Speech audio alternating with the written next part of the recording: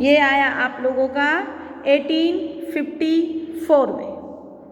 अब इसमें थोड़ा सा कुछ अच्छा किया उन्होंने, मीडियम की बात की, 100 पेजेस भी बनाए और इसमें मीडियम की बात की और जो नंबर ऑफ स्कूल्स थे, कॉलेजेस थे, उनको स्टार्ट किया किसके लिए, बॉन्ड्स के लिए और इंग्लिश के लिए। और जो फिल्ट्रेशन था उसको भी थोड़ा कम किया कि इंग्लिश का जो था वो सभी स्टूडेंट्स के लिए पढ़ना कंपलसरी हो पाया।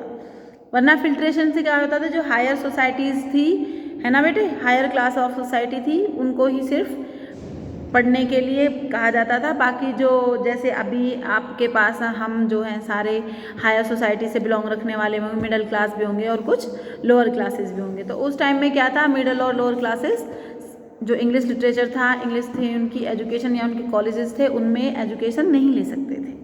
ठीक है, नेक्स्ट उसके बाद आया education commission, Indian universities commission. ये आया 1882 में। मैं भी डेट मेंशन करके आपको रिटर्न करके दूंगी। और कब तक रहा, 1902 तक। इसमें क्या था, इंग्लिश को क्या बनाया गया, मीडियम बनाया गया, किसको इंस्ट्रक्ट करने के लिए, इंस्ट्रक्शंस के लिए।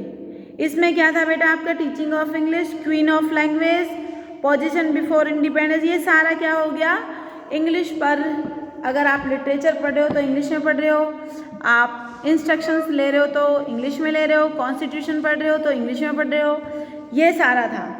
तो उस टाइम इंग्लिश क्या बन गई थी हमारी, द क्वीन ऑफ लैंग्वेजेस, यानी सबसे ज़्यादा वैल्यू एंड सबसे ज़्यादा इम्पोर्टेंस बिकॉज ऑफ किसके द्वारा, बिकॉज ऑफ ब्रिटिशर्स। तो इंग्लिश लैंग्वेज क्या थी, queen, queen of the languages. अगर हमें कॉन्स्टिट्यूशन पढ़ना है, अगर हमें जॉब लेनी है, और फिलहाल की भी बात करें तो क्या आज भी क्वीन है ना इंग्लिश तो, क्योंकि अगर हम नेशनल, चलो नेशनल लेवल पे नहीं, अगर हम इंटरनेशनल लेवल पे बात करें तो हमें इंग्लिश आनी मस्ट है। अगर हमें विदेशों में जाना है, काम करना है, प्रोफेशनल डिग्री कोई लेनी है तो English is very very important for us. Clear, medium of English, हर एक डिफरेंट लेवल पर किसको मीडियम रखा गया था, इंग्लिश को। Next, English man teaching English. उस टाइम में इंग्लिश कौन पढ़ाते थे हमें, इंग्लिशर्स, अंग्रेज। ठीक है, introduction of English from the day of schooling, आपको उस टाइम में जो इंडियंस थे उनको इंट्रोड्यूस कर दिया जाता था इंग्लिश फर्स्ट डे से ही। आप अगर स्कूल जाते हो तो फर्स्ट डे से ही इंग्लिश को इंट्रोड्यूस कर दिया गया था, किसमें, स्कूल्स में। इट मीन्स फ्यूचर के लिए कंपलसरी कर दिया था स्टूडेंट्स के लिए कि जो इंग्लिश लैंग्वेज है in the time of Britishers, it is very very important and the queen of the languages. Clear सभी को। Next, position after independence. अभी जो प्री पढ़ी है आपने वो सारी किसके बारे में पढ़ी है आपने, ये हमारी 1947 से पहले की थी। वो डिस्पैच भी, मैकॉले मिनट भी, कमीशन भी, ये सारा किससे था, हमारी फ्रीडम से पहले का।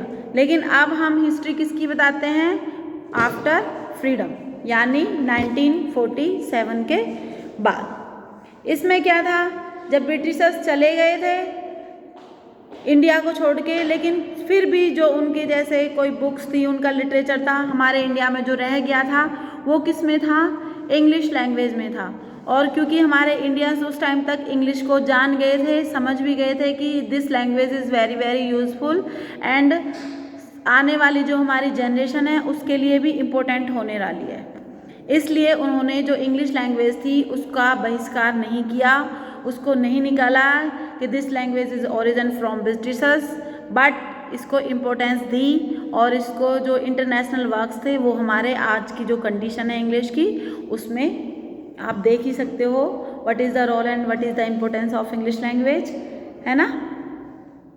कुछ कुछ प्रॉब्लम्स हुई बट आज भी 1947 के बाद भी इंग्लिश को हमारे कंट्री में क्या है, एक इम्पोर्टेंट रोल दिया गया है। आपने कुछ पूछना है बेटे, हैंड रेज हो रखा है आपका, हाँ जी पूछो। मैम जब हमसे हिस्ट्री ऑफ लिटरेचर